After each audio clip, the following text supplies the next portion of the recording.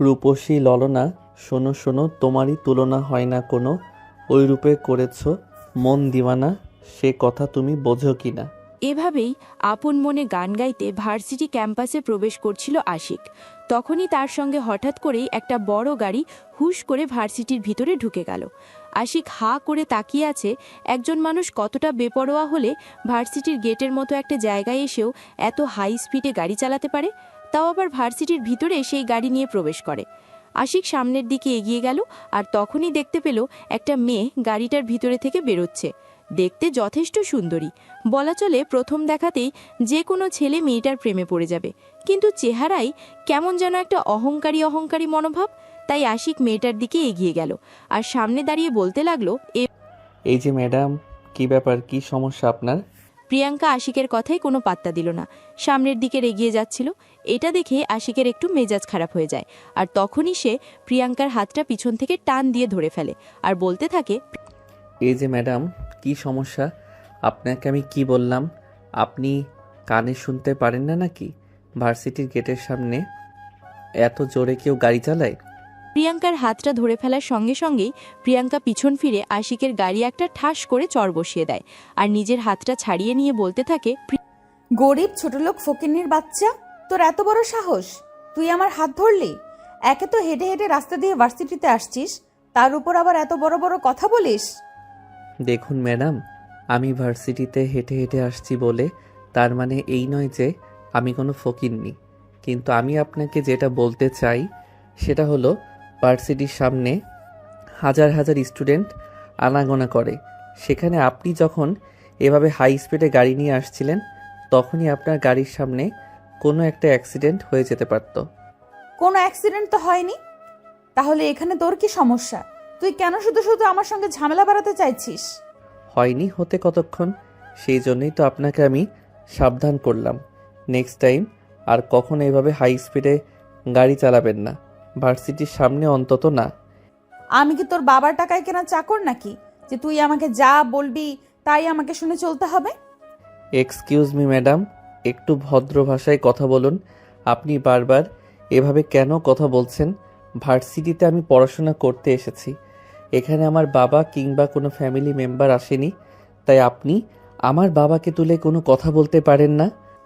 এসেছে তো কোত্থেকে ফকিন্নি ছোটলোক, আবার এত বড় বড় কথা! কেন, তোর বাবা কি কোনো দেশের মন্ত্রী মিনিস্টার নাকি যে তাকে নিয়ে কোনো কথা বলা যাবে না? প্রিয়াঙ্কার এমন কথাতে আশিক আরও অনেক বেশি রেগে যাচ্ছিল, তাই সে প্রিয়াঙ্কাকে একটু ধমক দিয়েই বলতে লাগলো, আপনাকে দেখে তো মনে হচ্ছে যথেষ্ট বড় লোক এবং ভদ্র ফ্যামিলিতে আপনার জন্ম হয়েছে, কিন্তু আপনার ব্যবহার এমন কেন? আমি তো সেটাই বুঝতে পারছি না। ব্যবহার দেখে তো মনে হয় কোনো বস্তি থেকে উঠে এসেছেন আপনি।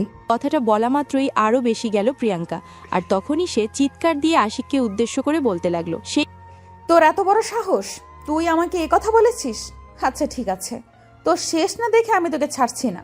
এই বলে প্রিয়াঙ্কার আগে গজগজ করতে করতে সামনের দিকে এগিয়ে গেল। আশিক তখন কোনো কিছু চিন্তার না করেই নিজের ক্লাসরুমে চলে গেল। কিছুক্ষণের মধ্যেই ঘন্টা পড়ে যায় আর ক্লাস টিচার চলে আসে। ক্লাস শুরু হয়ে যাওয়ার কিছুক্ষণ পরেই প্রিন্সিপাল স্যার ক্লাসরুমে প্রবেশ করলেন। সমস্ত স্টুডেন্ট প্রিন্সিপাল স্যারকে দেখতে পেয়ে উঠে দাঁড়ালো, ওনাকে সালাম প্রদর্শন করলো, আর তখনই প্রিন্সিপাল স্যার সমস্ত স্টুডেন্টকে উদ্দেশ্য করে বলতে লাগলো, ডিয়ার স্টুডেন্ট, এই হলো প্রিয়াঙ্কা, ইউনিভার্সিটিতে নতুন এসেছে, তোমাদের সবার নতুন বন্ধু। তোমরা সবাই ওকে সুস্বাগত জানাও। তখন ক্লাসের সমস্ত স্টুডেন্ট প্রিয়াঙ্কাকে স্বাগত জানালো, আর তখনই প্রিন্সিপাল স্যার দেখতে পেল আশিক একদম চুপচাপ বসে আছে, সে কোনো রিয়াকশন দেখালো না। এটা প্রিন্সিপাল স্যারের চোখে পড়ল, তাই তিনি আশিককে বলতে লাগলেন, কি ব্যাপার আশিক, ক্লাসের সবাই প্রিয়াঙ্কাকে স্বাগত জানালো, কিন্তু তুমি এভাবে চুপচাপ বসে রইলে কেন? স্যার, কোনো বেয়াদব মেয়ের সঙ্গে কথা বলার কোনো ইচ্ছে আমার নেই, তাই আমি এভাবে চুপচাপ বসে আছি। বুঝতে পারছি না আমার বাবা এ কোথায় আমাকে পাঠিয়েছে, যেখানে প্রত্যেকটা স্টুডেন্ট এত পরিমাণ বেয়াদব, সেখানে আমি পড়াশোনা কি করব? কথাটা বিড়বিড় করে বলল প্রিয়াঙ্কা, কিন্তু প্রিন্সিপাল স্যারের কান এড়ালো না। তিনি কথাটা সম্পূর্ণই শুনতে পেলেন, আর তখনই তিনি প্রিয়াঙ্কাকে উদ্দেশ্য করে বলতে লাগলেন, দেখো প্রিয়াঙ্কা, তুমি যেরকমটা ভাবছো সেরকম কোনো কিছুই নয়। আমাদের ভার্সিটির প্রত্যেকটা স্টুডেন্ট খুবই নম্রভদ্র। আশিকের হয়তো আজ মেজাজ ভালো নেই, তাই এমন কিছু হয়েছে। দেখবে সময়ের সাথে সাথে সব কিছু ঠিক হয়ে যাবে। কে বলে প্রিয়াঙ্কাকে তিনি সিটে বসতে বললেন। আর তারপরে তিনি ক্লাস প্রিপারেশনের সঙ্গে কিছুক্ষণ গল্পগুজব করে সেখান থেকে চলে গেলেন। আর তারপরে আবার যথানিয়মে ক্লাস চলতে লাগলো। ক্লাস শেষ হতে না হতেই আশিকের সব বন্ধুরা আশিককে ঘিরে ধরল আর এক একজন প্রশ্ন করতে লাগলো। কি ব্যাপার দোস্ত, মেয়েটাকে তুই আগে থেকে চিনিস নাকি? আরে না, আমি চিনবো কেমন করে? সে কি আমার বউ লাগে নাকি? কথাটা শুনেই হো হো করে হেসে দিল আশিকের সব বন্ধুরা। আর তখনই তাদের মাঝখান থেকে অন্য একজন বলতে লাগলো, আরে দোস্ত, তুই পারিস মজা করতে? যেখানে ভার্সিটির সমস্ত মেয়েরা তোর পিছনে লাইন মারে, আর সেখানে কিনা এরকম একটা মেয়ে আমাদের ভাবি হবে, এটা আমাদের ভাবতে হবে। কথাটা প্রিয়াঙ্কা শুনতে পেল। আর তখনই সে রেগে গিয়ে তার বন্ধুদের সামনে এসে দাঁড়ালো আর চিৎকার করে বলতে লাগলো, what do you mean by এরকম মেয়ে? আর এই কথাটা কে বলেছে, তার সাহস কতটা সেটা আমি দেখতে চাই। এভাবে চিৎকার দিয়ে কথাটা বলায় আশিকের বন্ধুরা সবাই চুপসে গেল। সবাই অনেকটা ভয় পেল, কেউ কোনো কথা বলছে না। তখনই প্রিয়াঙ্কা আবারও জোরে চিৎকার দিয়ে বলতে থাকে, কি ব্যাপার, কি হলো? আমি তোমাদেরকে কিছু জিজ্ঞাসা করেছি, তোমরা আমার কথার কোনো উত্তর দিচ্ছ না কেন? কিন্তু আশিকের বন্ধুরা কোনো কথা বলল না। তারা পূর্বের ন্যায় চুপ করেই দাঁড়িয়ে রইল। তখনই আশিক তাদের মাঝখান থেকে উঠে দাঁড়িয়ে বলতে লাগলো, কি হয়েছে ম্যাডাম? এটা ক্লাসরুম, এটা মাছের বাজার নয় যে আপনি সারের মতো চেঁচামেচি করছেন। এই ভার্সিটির প্রত্যেকটা স্টুডেন্ট চরম লেভেলের বেয়াদব। আমার বাবা আমাকে কেন যে এই গরু ছাগলের কারখানায় এসে বন্দি করেছে সেটাই তো বুঝতে পারছি না। এই যে ম্যাডাম শুনেন, ভার্সিটি পছন্দ না হলে চুপচাপ এখান থেকে বের হয়ে চলে যেতে পারেন। এখানে আপনাকে কেউ জোর করে বেঁধে রাখেনি যে আপনি এভাবে উল্টাপাল্টা কথা বলবেন। আশিকের এমন কথায় প্রিয়াঙ্কা তখন আরও বেশি রেগে যাচ্ছিল। সে পারলে আশিকের চুলের মুঠি ধরে টেনে দিত। এমন অবস্থায় বোঝা যাচ্ছে তার চেহারার এক্সপ্রেশন দেখে। প্রিয়াঙ্কা তখন রাগে ফুসফুস করতে করতে ক্লাসরুম থেকে বের হয়ে চলে গেল। ভার্সিটিতে এক মুহূর্ত দেরি না করে সোজা বাসায় চলে আসে। তার বাবা তখন সবেমাত্র অফিসে যাওয়ার জন্য রেডি হচ্ছিল। এমন সময় প্রিয়াঙ্কাকে বাসায় প্রবেশ করতে দেখে তিনি প্রিয়াঙ্কাকে বলতে থাকেন, কি ব্যাপার মা, কি হয়েছে? তুই ভার্সিটিতে যাসনি নাকি? তার আগে তুমি আমাকে এটা বলো যে তুমি কেন আমাকে এই পাগলের কারখানায় পাঠিয়েছো? মানে এসব তুমি কি বলছো? আমি তো কিছুই বুঝতে পারছি না। তুমি কোনো কিছু বুঝতে পারছো না নাকি সবকিছু বুঝেও না বোঝার ভান করছো? তুমি আমাকে শায়েস্তা করার জন্য এসব কিছু করেছো, তাই না? আরে না, সেরকম কেন হবে? তুই আমার একমাত্র মেয়ে। তাছাড়া একটা কথা তো তুই খুব ভালো করে জানিস যে সন্তানেরা যত যাই কিছু করুক না কেন, মা বাবার কাছে সেটা কখনো অন্যায় বা অপরাধ হতে পারে না। প্রিয়াঙ্কার নিজেকে সামলাতে পারছিল না। একটু আগে এই ভার্সিটিতে যাওয়ার পর তার সঙ্গে যা হলো সমস্ত ঘটনা সে তার বাবার সাথে খুলে বলল। সবকিছু শুনে প্রিয়াঙ্কার বাবা প্রিয়াঙ্কাকে বলতে লাগলো, আরে মা, এদের তো এত রিয়েক্ট করার কি আছে? ভার্সিটির ছেলে মেয়ে ওরা এরকম কেউ দুষ্টামি ফাজলামো করতেই পারে, এটা খুব সাধারণ একটা বিষয়। আমাকে এভাবে ইনসাল্ট করলো আর এটা তোমার কাছে সাধারণ একটা বিষয় বলে মনে হচ্ছে? আরে মা, বললাম তো ভার্সিটিতে এমন কিছু হতেই পারে, এটা নিয়ে এভাবে রিয়েক্ট করার কোনো কিছু নেই। যাওয়ার কোনো রুমে গিয়ে বিশ্রাম নাও, আর আগামীকাল থেকে কিন্তু এরকম কোনো কিছুই করবে না। ভার্সিটির ক্লাস শেষ হলে ভার্সিটি ছুটি হওয়ার পর তবে বাসায় আসবে। এই বলে প্রিয়াঙ্কার বাবা বাসা থেকে বের হয়ে চলে গেলেন অফিসের উদ্দেশ্যে। আর এইদিকে প্রিয়াঙ্কা যখন নিজের রুমে গিয়ে ভার্সিটির ব্যাগটা বিছানার উপর ছুঁড়ে ফেলে দিয়ে তখনই বাসা থেকে বের হয়ে চলে গেল। সারা দিন বন্ধুবান্ধবের সঙ্গে আড্ডা দিল আর তারপর রাত 10টার দিকে বাসায় ফিরে আসলো। ইতিমধ্যে প্রিয়াঙ্কার বাবা অফিস শেষ করে বাসায় ফিরে এসেছিলেন। প্রিয়াঙ্কা প্রতিদিনই এরকম সন্ধ্যাবেলা বাসা থেকে বের হয়ে যায় আর রাত 10টা-11টায় বাসায় ফিরে আসেন। তাই এ ব্যাপারে আর এখন তার মা বাবা সেরকম কোনো প্রশ্ন করেন না, কারণ তার কাছে এসব প্রশ্ন অর্থহীন, এসবের কোনো মানেই হয় না। তাই তিনি প্রিয়াঙ্কাকে আর কোনো প্রশ্ন করলেন না। প্রিয়াঙ্কা বাসায় এসে সোজা নিজের রুমে চলে গেলেও ফ্রেশ হয়ে খাওয়া দাওয়া করে ঘুমিয়ে পড়ে। পরের দিন আবার যথাসময়ে ঘুম থেকে উঠে ভার্সিটি যাওয়ার জন্য তৈরি হচ্ছিল। তখনই তার বাবা প্রিয়াঙ্কাকে বলতে থাকে, মা, তুমি ভার্সিটিতে যাচ্ছ? আমার তো এই ভার্সিটিতে যাওয়ার কোনো ইচ্ছাই ছিল না, কিন্তু তুমি তো এমনভাবে বলছো যেন আমি এখানে না গেলে মহাভারত অশুদ্ধ হয়ে যাবে। তাই তো তোমার কথা রাখতেই বাধ্য হয়ে আমি যাচ্ছি। হ্যাঁ, তোমাকে তো যেতেই হবে, না গিয়ে তখন উপায় নেই, কারণ ওটা ভার্সিটি, এখানে সবাই পড়াশোনা করতে আসে। যে যাই কিছু বলুক না কেন, সে সব কিছুই শুনলে তোমাকে চলবে না। প্রিয়াঙ্কা তখন আর কোনো কথার উত্তর না দিয়ে বাসা থেকে গাড়ি নিয়ে বের হয়ে গেল। সে প্রতিদিনের মতোই হাই স্পিডে গাড়ি চালালো। ঠিক আজকেও সেরকম কাজটাই হলো। আশিক গতকালকের মতোই ভার্সিটির গেট দিয়ে ভিতরে প্রবেশ করছিল। তখনই পিছন থেকে প্রিয়াঙ্কার গাড়ি একটুর জন্যই আশিকের গায়ে লেগে যাচ্ছিল। আশিক কোনোরকম নিজেকে বাঁচিয়ে নেয়। প্রিয়াঙ্কা ক্যাম্পাসের ভিতরে গিয়ে গাড়িটাকে পার্ক করলো, আর এদিকে আশিক রেগে ফুসফুস করতে করতে প্রিয়াঙ্কার সামনে গিয়ে দাঁড়ালো। প্রচণ্ড পরিমাণ ক্ষেপে চোখ দুটো আগুনের গোলার মতো লাল করে প্রিয়াঙ্কার সামনে দাঁড়িয়ে বলতে লাগলো, এই মেয়ে, কি সমস্যা তোমার? তোমাকে না গতকাল বলেছি এভাবেই ভার্সিটির সামনে হাই স্পিডে গাড়ি চালাবে না? আমিও তো তোকে বলেই দিয়েছি, আমি কি করব না করব সেটা একান্তই আমার ব্যক্তিগত ব্যাপার। দেখুন, আপনি যেটা করছেন সেটা কিন্তু একদম বেশি বাড়াবাড়ি হয়ে যাচ্ছে। এটা কিন্তু একদমই উচিত হচ্ছে না, এই আমি আপনাকে বলে দিলাম। যদি তোর এরকমটাই মনে হয়ে থাকে আমি বেশি বাড়াবাড়ি করছি, তাহলে সেটা এখন তুই কি করবি সেটা বল। এর পরিণাম কিন্তু খুবই খারাপ হবে, এবং এর জন্য কিন্তু আপনাকে একটা বিশাল মূল্য চুকাতে হবে, এই আমি বলে দিলাম। এই বলে আশিক প্রিয়াঙ্কাকে আর কোনো কথা বলার সুযোগ না দিয়ে সেখান থেকে চলে গেল। প্রিয়াঙ্কাও তখন আর কোনো দিকে না তাকিয়ে ক্লাসরুমে চলে আসে। প্রিয়াঙ্কা ক্লাসরুমে এসেই দেখতে পেল সামনের সারিতে সবাই বসে পড়েছে, একটা সিট খালি নেই। কিন্তু সে বরাবরই সামনের সিটে বসতে অভ্যস্ত, তাই একজনের ব্যাগ পেছনে রেখে সে ওই জায়গায় বসে পড়ল। এদিকে কিছুক্ষণের মধ্যেই ঘন্টা পড়ে যাওয়াতে সবাই ক্লাসরুমে চলে আসে, এক এক করে নিজেদের জায়গায় বসছিল। তখনই আশিক দেখতে পেল প্রিয়াঙ্কা তার জায়গায় বসে আছে। এটা দেখে আশিক প্রিয়াঙ্কাকে বলতে লাগলো, কি ব্যাপার, কি সমস্যা আপনার? আপনি আমার জায়গায় বসে আছেন কেন? এখানে আমার ব্যাগ রাখা, সেটা আপনি দেখতে পাননি নাকি? কই, এখানে তো আমার ব্যাগ রাখা। আশিক তখনই ব্যাগের দিকে তাকিয়ে দেখলো এটা তার ব্যাগ নয়। তখনই আশিক তার পরে খুঁজতে লাগলো, আর দেখতে পেল পিছনের সিটে তার ব্যাগ রাখা আছে। এটা দেখে আশিক একটু রেগে গেল, কারণ সে প্রতিদিন এবং সবসময় সামনের সিটে বসে। তার বন্ধু কিংবা ক্লাসের অন্য কেউ কখনোই তার ব্যাগ অন্য জায়গায় সরিয়ে রাখে না। এমনকি ক্লাসে তো এমনটা হয় যে আশিকের বন্ধুরা তার জন্য সামনের একটা সিট খালি রেখে দেয়। আশিক পিছনে বসে পড়া বুঝতে পারে না তাই, কিন্তু আজ এরকমটা হবে এটা সে কখনো কল্পনাও করতে পারেনি। তখনই প্রচণ্ড পরিমাণ ক্ষেপে গিয়ে আশিক প্রিয়াঙ্কার ব্যাগটা সামনের সিট থেকে নিয়ে পিছনে ঢিল মেরে ফেলে দিল, আর প্রিয়াঙ্কার হাত ধরে এক হ্যাচকা টান দিয়ে উঠে দাঁড় করালো, আর বলতে লাগলো, এটা আমার জায়গা ম্যাডাম, এখানে বসার দুঃসাহস ভার্সিটির কারোর নেই। এই বলে প্রিয়ঙ্কাকে সেখান থেকে সরিয়ে দিয়ে নিজের জায়গায় আশিক ব্যাগ নিয়ে বসে পড়ল। প্রিয়ঙ্কার রাগে গোছগোছ, সে সবকিছু আর সহ্য করতে পারছে না। তখন সে ওই জায়গায় আর এক মুহূর্ত দেরি না করে প্রিন্সিপাল স্যারের কেবিনে চলে গেল, আর প্রিন্সিপাল স্যারকে বলতে লাগলো, স্যার, আপনি এক্ষুনি আমার সঙ্গে আমাদের ক্লাসরুমে চলুন। প্রিয়ঙ্কার এমন কথা শুনে প্রিন্সিপাল স্যার বেশ অনেকটাই অবাক হন। তাই তিনি প্রিয়ঙ্কাকে বলতে থাকেন, কি ব্যাপার মা, কি হয়েছে সেটা আমাকে বলো, আমি দেখছি। না স্যার, দেখলে হবে না, আপনাকে এক্ষুনি আমার সঙ্গে যেতে হবে। এই বলে প্রিন্সিপাল স্যার ওই মুহূর্তে প্রিয়ঙ্কার সঙ্গে ক্লাসরুমে যেতে না চাইলেও প্রিয়ঙ্কা প্রিন্সিপাল স্যারকে জোর করে ক্লাসরুমে নিয়ে গেল, আর তারপর একটু আগেই ঘটে যাওয়া সমস্ত ঘটনাটা প্রিন্সিপাল স্যারকে খুলে বলল। সমস্ত ঘটনা শোনার পর প্রিন্সিপাল স্যার প্রিয়ঙ্কাকে বলতে লাগলো, দেখো প্রিয়াঙ্কা, এখানে ভুলটা তোমার। আশিক কোনো ভুল করে নাই, কারণ সে প্রতিদিন এখানেই বসে।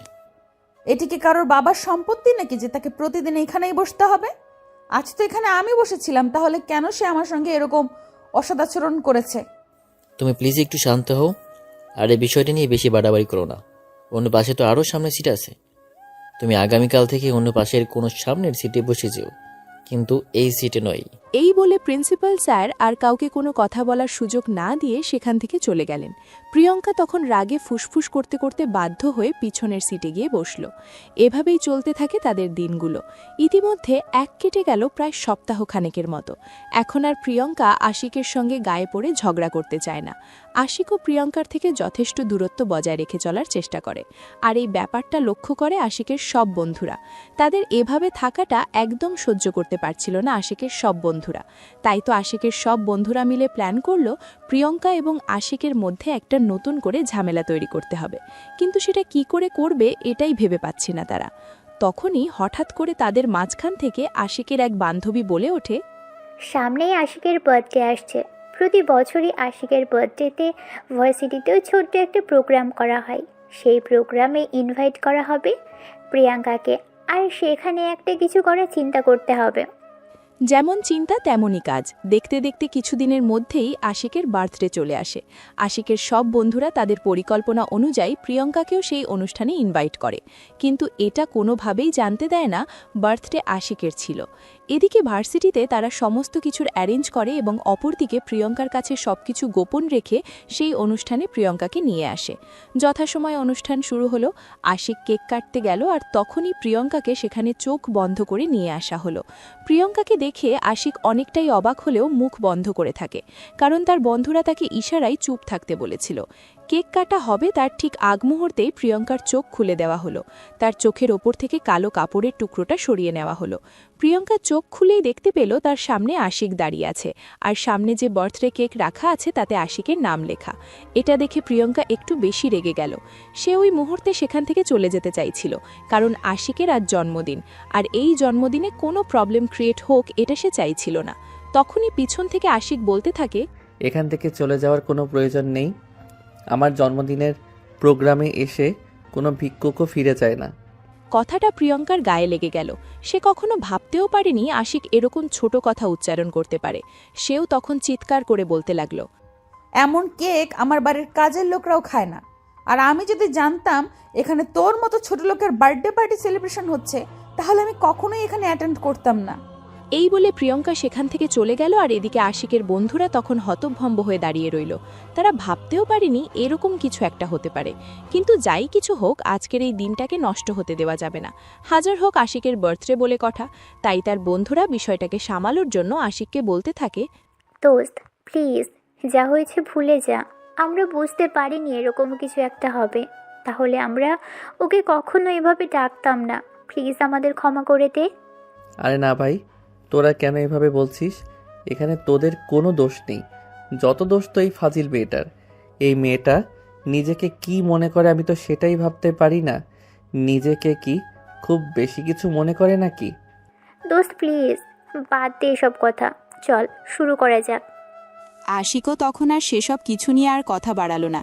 সে তার বন্ধুদের কথা অনুযায়ী কেক কাটতে শুরু করলো, আর তারপর সে তার বন্ধুদের নিয়ে জন্মদিনের অনুষ্ঠান শেষ করলো। এদিকে প্রিয়ঙ্কা রেগে আগুন হয়ে আছে। কেন তাকে এভাবে এই ছেলেটার বার্থডে প্রোগ্রামে তাকে ইনভাইট করে অপমান করা হয়েছে সেটার জন্য। কেটেছে দেখতে দেখতে কেটে গেল আরও 2-3 দিন। সেদিনও আশিক ভার্সিটির গেট দিয়ে ভিতরে প্রবেশ করছে, আর ওই মুহূর্তেই প্রিয়ঙ্কা হাই স্পিডে গাড়ি চালিয়ে ভার্সিটির ভিতরে প্রবেশ করে। এটা দেখে তৎক্ষণাৎ রেগে গেল আশিক আর প্রিয়ঙ্কার দিকে এগিয়ে যায়। সুগারের দরজাটা খুলে প্রিয়ঙ্কার হাত ধরে টেনে বাইরে বার করে আশিক, আর তখনই প্রিয়ঙ্কার গালে একটা ট্যাশ করে চড় বসিয়ে দিয়ে বলতে থাকে, এই বেয়াদব মেয়ে, তোমাকে কতবার বলেছি এভাবে অন্তত ভার্সিটির সামনে হাই স্পিডে গাড়ি চালাবে না, কিন্তু তারপরেও তুমি কেন আজ আবার ঠিক একই কাজটা করেছো? এখনো পর্যন্ত তার মা বাবা কখনো তার গায়ে ফুলের আঁচটুকু পর্যন্ত লাগতে দেয়নি, সেখানে আশিক তার গালে 5 আঙুলের ছাপ বসিয়ে দিয়েছে। এটা সে আর সহ্য করতে পারছিল না। রেগে আগুন হয়ে আশিকের দিকে তেড়ে যায় প্রিয়ঙ্কা, আর সে হাত গুছিয়ে আশিকের থাপ্পড় দিতে গেলে আশিক নিজেই প্রিয়ঙ্কার হাত ধরে একটা হেঁচকা টান দিয়ে পিছন থেকে হাত মুচড়ে দিয়ে বলতে থাকে, কি মনে করো তুমি নিজেকে খুব বিশাল কিছু? কিন্তু আমার কাছে তুমি কিছুই না, বুঝতে পেরেছো? তোমার মতো হাজারটা মেয়ে আমার পিছনে লাইন মারে, নিজেকে ঐশ্বরিয়া ভাবা ছেড়ে দাও। এদিকে প্রিয়ঙ্কা হাতেও প্রচণ্ড ব্যথা পায়। আশিক প্রিয়ঙ্কার হাত ছেড়ে দিয়ে সেখান থেকে চলে যাচ্ছিল, তখনই প্রিয়ঙ্কা পিছন থেকে আশিককে উদ্দেশ্য করে বলতে থাকে, ইউ বাস্টার্ড, পরিচয়হীন বেজন্মা ছেলে কোথাকার। আশিক খুব ভালোভাবে পড়তে পারে। প্রিয়ঙ্কা তাকে উদ্দেশ্য করেই এই কথাটা বলেছে। আশিক তখন নিজেকে আর কোনোভাবেই কন্ট্রোল করতে পারছিল না। সেখান থেকে ফিরে এসে আবারও প্রিয়ঙ্কার গালে ঠাস ঠাস করে ব্যাস কয়েকটা চড় বসিয়ে দেয়, আর বলতে থাকে, শোন, তুই মেয়ে বলে তোকে এখনো ইজ্জত দিয়ে কথা বলছি। তুই যদি আর একটু বাড়াবাড়ি করেছিস তাহলে এর পরিণাম এতটা ভয়াবহ হবে যতটা তুই কোনোদিন কল্পনাও করিসনি। তুই আমার গায়ে হাত তুলেছিস, তার জন্য তো তুই যেটার যোগ্য তোকে সেটাই বলেছি। তুই এটাই ডিজার্ভ করিস, এর চাইতে ভালো কিছু তুই ডিজার্ভ করিস না, ছোট লোক কোথাকার। এই বলে প্রিয়ঙ্কা সেখান থেকে চলে গেল। আশিক নিজের রাগ কোনোভাবেই কন্ট্রোল করতে পারছিল না। ভার্সিটির ক্যাম্পাসে বসেছিল তার বন্ধুরা। আশিককে দেখে তার বন্ধুরা এগিয়ে আসে। এভাবে আশিককে কখনো রেগে থাকতে দেখা যায়নি, তাই তো আশিকের বন্ধুরা সবাই তাকে প্রশ্ন করতে থাকে কি হয়েছে তাদেরকে খুলে বলার জন্য। আশিক প্রথমে বলতে না চাইলেও তার বন্ধুদের জোড়াজড়িতেই সে আর নিজের মুখ বন্ধ করে রাখতে পারল না।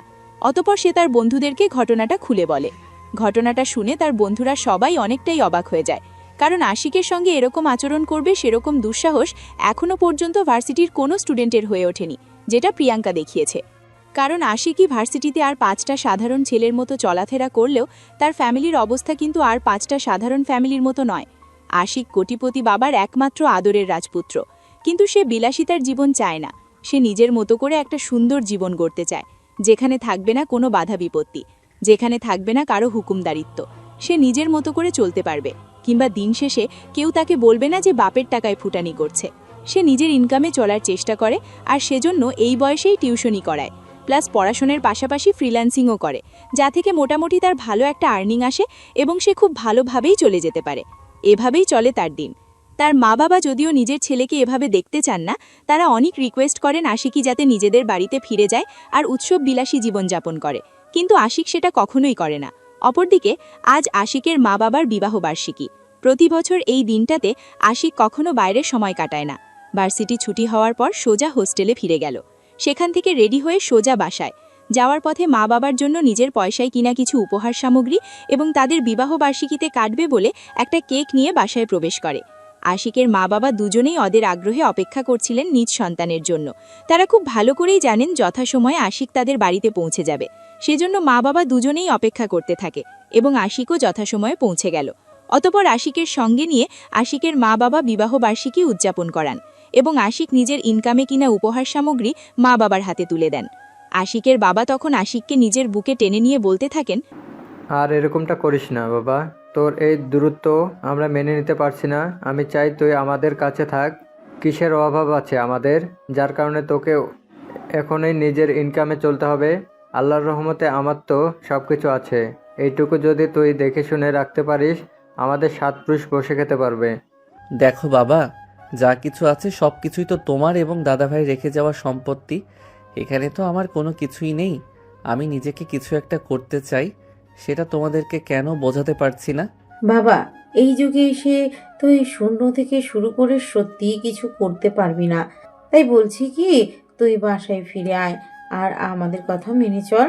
তুই আর হোস্টেলে যাস না। হ্যাঁ রে বাবা, তোর আম্মু একদম ঠিক কথাই বলেছে।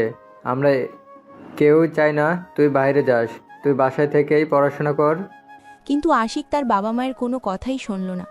বিবাহবার্ষিকীর প্রোগ্রামে শেষ হওয়া মাত্রই সে বাসা থেকে বের হয়ে চলে আসে সোজা হোস্টেলে। তারপর থেকে সেখানে থেকেই আবারও পড়াশোনা কন্টিনিউ করতে থাকে। এভাবে দেখতে দেখতে মোটামুটি 1 মাস সময় কেটে গেল।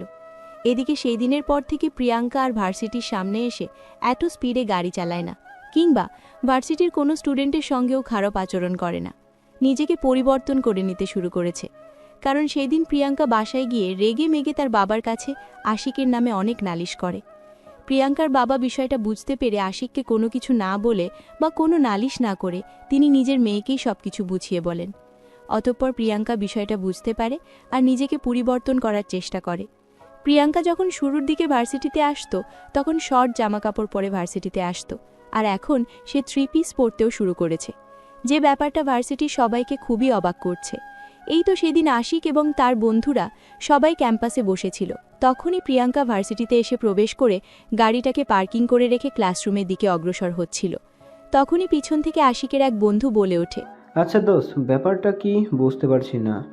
ম্যাডাম কি তোর জন্য নিজেকে পরিবর্তন করে ফেলেছে নাকি? প্রিয়াঙ্কা কথাটা শুনতে পায় আর তখনই পিছন ফিরে রাফির সামনে এসে দাঁড়িয়ে বলতে থাকে, তুমি এই কথাটা কেন বলেছো জানি না, তবে আমার নিজেকে পরিবর্তন করার পেছনে কোনো মানুষের কোনো অবদান নেই। আমি ইচ্ছাকৃত নিজেকে পরিবর্তন করেছি। এই বলে প্রিয়াঙ্কা সেখান থেকে চলে গেল। আশিক এতক্ষণ ধরেই চুপচাপ সবকিছু শুনছিল, আর তখনই সে রাফিকে একটা থাপ্পড় মেরে বলতে থাকে, এই তোদের কি জীবনেও মানুষ হওয়ার কোনো ইচ্ছে নেই নাকি? নাকি তোরা মানুষ হবি না, এরকমটাই সিদ্ধান্ত নিয়ে রেখেছিস? আরে ভাই, এরকমটা ভাবার কি আছে? ম্যাডামকে দেখছি ইদানিং পরিবর্তন হয়ে গেছে। সেদিন তোর হাতে যা মাইরটাই না খাইছে। সে অন্যায় করেছে, সেই জন্যই মায়ের খেয়েছে।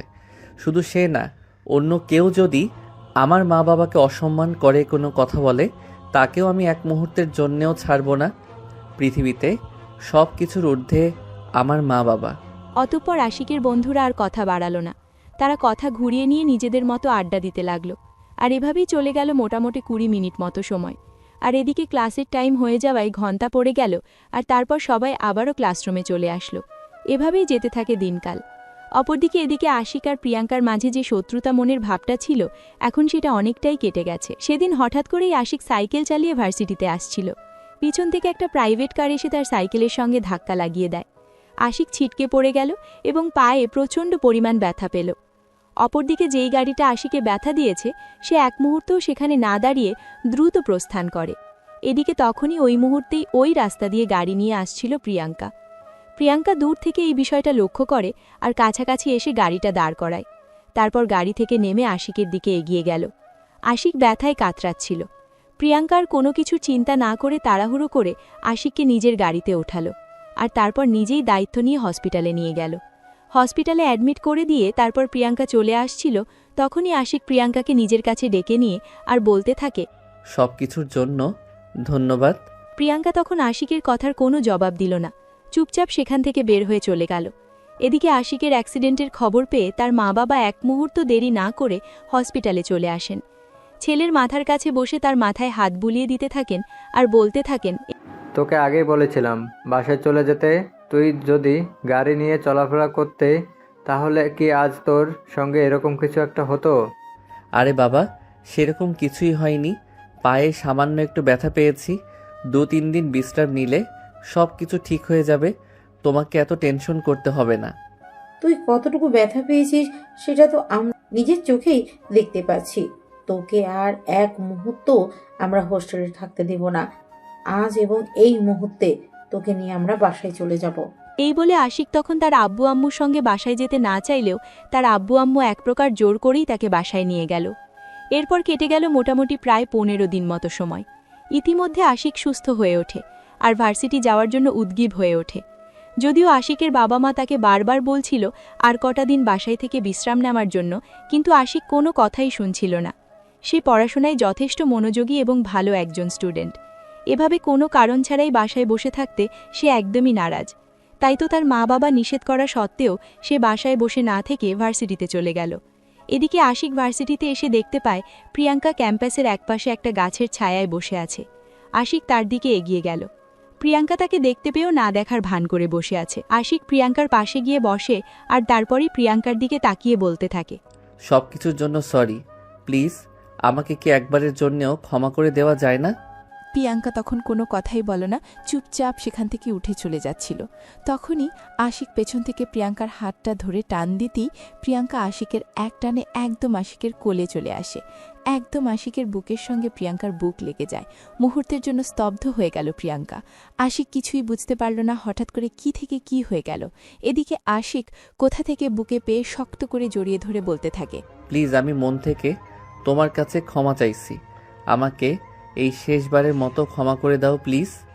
হচ্ছে কি এসব? আমাকে ছেড়ে দাও বলছি। ভার্সিটির সমস্ত স্টুডেন্টরা সবকিছু দেখছে। কিন্তু আশিক প্রিয়াঙ্কার কোনো কথাই শুনছে না। সে তখনও প্রিয়াঙ্কাকে শক্ত করে জড়িয়ে ধরে আছে। এদিকে ততক্ষণে ভার্সিটির অনেক স্টুডেন্ট সেখানে এসে জমায়েত হয়ে গেছে। প্রিয়াঙ্কা আশিকের কাছ থেকে নিজেকে সারানোর জন্য প্রাণপণ চেষ্টা করতে থাকে। কিন্তু আশিকের একটাই কথা, প্রিয়াঙ্কা যতক্ষণ পর্যন্ত নিজের মুখে এটা স্বীকার না করবে সে আশিককে ক্ষমা করেছে, ততক্ষণ পর্যন্ত সেই প্রিয়াঙ্কাকে কোনোভাবেই ছেড়ে দিবে না। অবশেষে প্রিয়াঙ্কা যখন বুঝতে পারল এসব কথায় কোনো কাজ হবে না, তখন সে বাধ্য হয়েই আশিককে বলল, আচ্ছা ঠিক আছে, যাও, তোমাকে ক্ষমা করে দিলাম। তোমার প্রতি আমার আর কোনো অভিযোগ নেই, কারণ সেদিন ভুলটা আমারও ছিল। তোমাকে এইভাবে এতগুলো কথা বলা একদমই আমার উচিত হয়নি। পারলে তুমিও আমাকে ক্ষমা করে দিও। এই বলে প্রিয়াঙ্কা আশিকের বাহুবন্ধন থেকে নিজেকে ছাড়িয়ে নিয়ে ক্লাসরুমের দিকে অগ্রসর হয়। আর এদিকে আশিকের সব বন্ধুরা এতক্ষণ ধরে সব কিছু দাঁড়িয়ে দাঁড়িয়ে সিনেমার শুটিংয়ের মতো দেখছিল। প্রিয়াঙ্কা ওখান থেকে চলে যাওয়া মাত্রই আশিকের সব বন্ধুরা আশিকের কাছে চলে আসে আর তার সামনে দাঁড়িয়ে বলতে থাকে, কিরে দোস্ত, তলে টেম্পো চালাও আর আমরা গেলে বলো হরতাল? না রে দোস্ত, ব্যাপারটা সেরকম কোনো কিছুই না। আসলে আমি তোদেরকে বলতে চাইছিলাম, কিন্তু কিভাবে বলবো সেটাই ভেবে উঠতে পারছিলাম না। শোন না দোস্ত, মেয়েটাকে সত্যি আমার পছন্দ হয়েছে। সেটা প্রথম দিন থেকে আমরা বুঝতে পারছি। তোমার যে মনে প্রেমের লাড্ডু ফুটেছে। যাই হোক, এসব কিছু নিয়ে তোকে কোনো চিন্তা করতে হবে না। যা ব্যবস্থা করার সব কিছু আমরাই করে দেব। এই বলে আশিকের বন্ধুরা সবাই মিলে একসঙ্গে হু হু করে হেসে ওঠে। আশিক তাদের হাসিকে কোনো পাত্তা না দিয়ে ক্লাসরুমের দিকে পা বাড়ালো। এরপর দেখতে দেখতে আরও বেশ কিছুদিন সময় কেটে গেল। ইতিমধ্যে আশিক অনেকবার প্রিয়াঙ্কার সঙ্গে নিজের থেকে কথা বলেছে। এখন প্রিয়াঙ্কাও আর কোনো অহংকার দেখায় না। আশিকে যখন কথা বলতে চায় তখন সে আশিকের সঙ্গে কথা বলে। এভাবেই কাটতে থাকে তাদের দিনগুলো। ইতিমধ্যেই আশিক এবং প্রিয়াঙ্কার মধ্যে খুবই ভালো একটা বন্ধুত্বের সম্পর্ক গড়ে ওঠে। কিন্তু আশিক প্রিয়াঙ্কাকে মন থেকে ভালোবেসে ফেলেছে। তবে এটা সে প্রিয়াঙ্কাকে কোনোভাবেই বলে উঠতে পারছে না। যদিও সে অনেকবার চেষ্টা করছে, কিন্তু কোনোভাবেই আর সফল হয়ে উঠছে না। এদিকে সামনেই ভ্যালেন্টাইন ডে, তাই আশিক ঠিক করলো সেদিনই সেই প্রিয়াঙ্কাকে প্রপোজ করবে এবং নিজের মনের কথা প্রিয়াঙ্কাকে খুলে বলবে। তারপর যা হয় দেখা যাবে। দেখতে দেখতে সেই দিনটা চলেও আসলো। আশিক তার বন্ধুদের সবার সঙ্গে আলোচনা করেই ঠিক করে নেয় এই দিনই সে প্রিয়াঙ্কাকে প্রপোজ করবে। যেমন চিন্তা তেমনি কাজ। সেদিন একদম সকাল সকাল আশিক ভার্সিটিতে চলে আসে। আর আগে থেকেই তো সে তার বন্ধুদেরকে সব কিছু বলে রেখেছিল, তাই সেদিন তাদের ক্লাসের কোনো স্টুডেন্ট আগেভাগে ক্লাসরুমে প্রবেশ করেনি।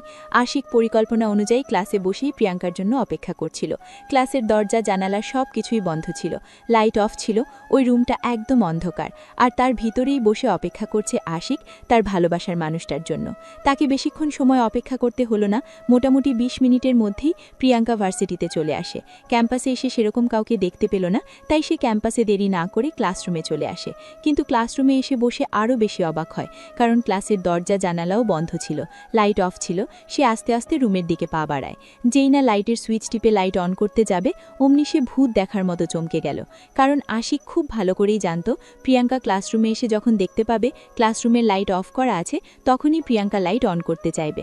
আর আশিক ওই জায়গাটাতেই গিয়েই দাঁড়িয়ে রইল যেখানে কিনা ওই সুইচ বোর্ড রয়েছে। প্রিয়াঙ্কা আশিককে দেখা মাত্রই চিৎকার দিয়ে সরে যেতে চাইছিল। আর ঠিক ওই মুহূর্তেই আশিক প্রিয়াঙ্কার কোমরে হাত রেখে এক টান দিয়ে প্রিয়াঙ্কাকে নিজের বুকের সঙ্গে মিশিয়ে নেয়। আর প্রিয়াঙ্কার ঠোঁট দুটো একদম আশিকের দুই ঠোঁটের ভিতরেই চলে যায়। আশিককে আর কোনো কষ্ট করতে হলো না, একসঙ্গে দুটো কাজ হয়ে গেল। প্রায় 2 মিনিট ধরে লিপট্রেস করার পরেই আশিক প্রিয়াঙ্কাকে ছেড়ে যায়। প্রিয়াঙ্কা আশিকের থেকে ছাড়া পেয়ে ছিটকে দূরে সরে দাঁড়ালো আর বলতে লাগলো, কি হচ্ছে এসব? আমাকে কি পাগল পাওয়া হয়েছে নাকি? আমি তো সেটাই বুঝতে পারছি না।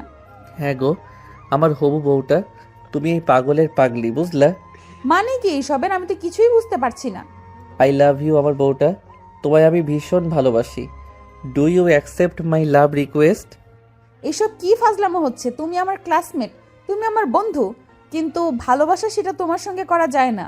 প্লিজ প্রিয়াঙ্কা, এরকমটা করো না। যেদিন তোমায় প্রথম দেখেছি সেদিন তোমাকে আমি ভালোবেসে ফেলেছি, কিন্তু তোমার অহংকার, তোমার রাগ, ইগো, সেই সব কিছুর কারণে আর আমার ভালোবাসা প্রকাশ করা হয়ে ওঠেনি। ওই মুহূর্তেই একসঙ্গে ক্লাসরুমের ভিতরে প্রবেশ করে আশিকের সব বন্ধুরা। তখন তারাও সবাই একসঙ্গে একই কথা বলতে থাকে। তখন প্রিয়াঙ্কা কোনো কিছুই ভাবতে পারে না, চুপ করে দাঁড়িয়ে থাকে। ঠিক ওই মুহূর্তেই আশিকের বান্ধবী আশিককে বলতে থাকে, কি রে হাবলা, তুই এখনো চুপচাপ দাঁড়িয়ে আছিস কেন? প্রপোজ করো কে? আশিক গতকাল রাতেই কিনে রাখা ফুলের তোড়াটা প্রিয়াঙ্কার দিকে এগিয়ে দিয়ে হাঁটু গেড়ে বসে বলতে থাকে, ওগো প্রেয়সী, প্রিয়তমা আমার, যেদিন আমি তোমার চোখের দিকে প্রথমবার তাকিয়েছি সেদিনই তোমার প্রেমে পড়েছি আমি। তুমি আমায় ফিরিয়ে দিও না, তাহলে ভালোবাসা আমায় অবহেলা করবে। তখনই আশপাশ থেকে আশিকের সব বন্ধুরাও প্রিয়াঙ্কাকে ফোর্স করতে থাকে। প্রিয়াঙ্কা যেন আশিকের প্রস্তাবে রাজি হয়ে যায়।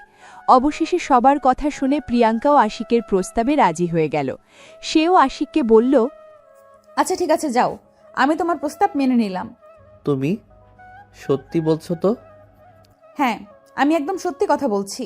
I love you dear. Love you too dear. অতঃপর এভাবেই শুরু হলো তাদের ভালোবাসার নতুন পথযাত্রা। তাদের পড়াশুনো আর প্রেম দুটোই একসঙ্গে খুব ভালোভাবেই চলছিল। দেখতে দেখতে কেটে গেল মোটামুটি 1 বছর মতো সময়। দুজন দুজনের ভালোবাসায় একদম মগ্ন হয়ে আছে। কেউ কাউকে ছাড়া একটুও কিছু বোঝে না। দুজন দুজনের প্রেমে একদম নিমগ্ন। কিন্তু হঠাৎ করেই তাদের ভালোবাসার মুহূর্তগুলো বিষাদময় হয়ে ওঠে। প্রিয়াঙ্কার জীবনে অন্য একজন মানুষের আগমন ঘটে। প্রিয়াঙ্কার খালাতো ভাই অস্ট্রেলিয়া থেকে পড়াশোনা শেষ করে বাংলাদেশে এসেছে, আর তারপরই হঠাৎ করেই প্রিয়াঙ্কাদের বাসায় আসে। সেখান থেকেই তৈরি হয় প্রিয়াঙ্কার অন্য এক পথ চলা। সেদিন ভার্সিটি শেষ করে প্রিয়াঙ্কা বাসায় গিয়ে নিজের রুমের ব্যালকনিতে বসেছিল, তখনই হঠাৎ কেউ একজন তার রুমের দরজায় নক করে বলতে থাকে, মে আই কাম ইন? হ্যাঁ, দরজা তো খোলাই আছে, ভেতরে আসতে পারেন। প্রিয়াঙ্কার অনুমতি পেয়েই রুমের ভিতর প্রবেশ করে রায়ান। রায়ানের সঙ্গে সেই ছোটবেলায় একবার দেখা হয়েছিল, যখন কিনা ক্লাস 10-এ পড়াশোনা করত। আর তারপরেই রায়ান উচ্চশিক্ষার জন্য অস্ট্রেলিয়াতে চলে যায়। আর তারপর কখনোই প্রিয়াঙ্কার সঙ্গে তার সেভাবে দেখা হয়ে ওঠেনি। তারপর কেটে যায় দীর্ঘ 5 বছর সময়। আর এই 5 বছর পরেই প্রথম রায়ান বাংলাদেশে এসেছে। রায়ান প্রিয়াঙ্কার রুমের ভিতরে প্রবেশ করেই রুমের চারপাশটা একবার ভালো করে দেখে নিল। রুমের ভিতর প্রিয়াঙ্কাকে দেখতে না পেয়ে ব্যালকনির দিকে অগ্রসর হয় রায়ান। প্রিয়াঙ্কাকে সেখানে দেখতে পেয়ে প্রিয়াঙ্কার পাশের চেয়ারটা টেনে বসতে বসতে বলতে থাকে, হাউ আর ইউ সুইটহার্ট? আমি অলসো ফাইন। তোমার কি অবস্থা? আর দেশে এসেছো কবে? জানালে না তো একবারও। জানালে কি তোমাকে সারপ্রাইজ দিতে পারতাম নাকি? তোমাকে সারপ্রাইজ দেওয়ার জন্যই তো এভাবে হুট করে তোমার বাসায় চলে আসলাম। বাই দ্য ওয়ে, তুমি কিন্তু এখন অনেকটাই সুন্দরী হয়ে গেছো আগের চাইতে। তুমি এখনো আগের মতোই রয়ে গেছো, আগের মতোই ফ্লার্টিং করো, একটুও চেঞ্জ হওনি। বিলিভ মি, আমি কোনো ফ্ল্যাট করছি না, যা সত্যি তাই বলছি। তুমি সত্যিই আগের চাইতে অনেক বেশি সুন্দরী হয়ে গেছো। ইচ্ছে করছে তোমার গাল দুটো টেনে একটু চুমু খাই। এই যা, একদম ফাজলামো করবে না। সেই জন্যই তো বললাম, তুমি এখনো আগের মতোই ফাজিল হয়ে রয়েছো, একটুও চেঞ্জ হওনি। তোমার পড়াশোনা তো শেষ, তাই না? হ্যাঁ, তুমি একদম ঠিক বলেছ। দেশে আসার সঙ্গে সঙ্গে একটা মাল্টিন্যাশনাল কোম্পানিতে জব পেয়েছি, আর ভাবছি এখন তোমাকে বিয়ে করে একটা সংসার বানাবো। আর সিরিয়াসলি ম্যাড তোমার কি মাথা খারাপ হয়ে গেছে নাকি? আমি তোমার খালাতো বোন হই, আমার সঙ্গে কি তোমার সংসার পাতা যায় নাকি? কেন যাবে না ডিয়ার? তুমি তো আর আমার মায়ের পেটের আপন বোন না। তাছাড়া তুমি তো খুব ভালো করে জানো, সেই ছোটোবেলা থেকে তোমাকে আমি পছন্দ করতাম। আর অস্ট্রেলিয়ায় পড়াশোনা করে বিয়ে না করে দেশে ফিরে এসেছি শুধুমাত্র তোমাকে বিয়ে করব বলে। তাদের দুজনের কথোপকথন শুনতে শুনতেই রুমে প্রবেশ করেন প্রিয়াঙ্কার আম্মু। তখন তিনিও রায়ানের সঙ্গে গলা মিলিয়ে বলতে থাকেন, হ্যাঁ রে মা, রাহেন একদম ঠিক কথাই বলেছে। আমরা তো ছোটবেলা থেকেই তোদের দুইজনের বিয়ে ঠিক করে রেখেছিলাম। আর এখন যেহেতু রাহেন পড়াশোনা শেষ করে বাংলাদেশে ফিরে এসেছে, খুব তাড়াতাড়ি তোদের বিয়ের কাজটা সেরে ফেলতে চাই। কিন্তু আম্মু, সেই ছোটবেলার কথা নিয়ে এখনো বসে থাকলে হবে নাকি? এখন মডার্ন যুগ, সেটা তোমাকে বুঝতে হবে। কেন, আমাকে দেখে কি তোমার আনস্মার্ট গাঁয়া খেতে বলে মনে হয় নাকি? অস্ট্রেলিয়া থেকে পড়াশোনা করে এসেছি, সেখানকার মেয়েরা আমার জন্য পাগল ছিল। আর বাংলাদেশে আসার পর অলরেডি কয়েকশো প্রপোজাল পেয়ে গেছি। তাই আমাকে তুমি অতটাও সস্তা মনে করো না ডিয়ার। আরে ব্যাপারটা একদমই সেরকম নয় যেরকমটা তুমি মনে করছো, কারণ তারপরও ব্যাপারটা নিয়ে একটু চিন্তা করে দেখা উচিত। কোনো চিন্তা নাই, কাল সকালে তুমি আমার সঙ্গে একটু বের হবে, তোমাকে নিয়ে শহরে একটু ঘোরাঘুরি করব। আর তারপর বিকেলবেলা তোমাকে নিয়ে একটু শপিংয়ে যাব। আর তাছাড়া আমি কিন্তু অস্ট্রেলিয়া থেকে তোমার জন্য বেশ কিছু শপিং করে এনেছি, তোমার রুমের বিছানার উপর রাখা আছে, দেখে নিও, আশা করি পছন্দ হবে। এই বলে রায়ান সেখান থেকে চলে গেল।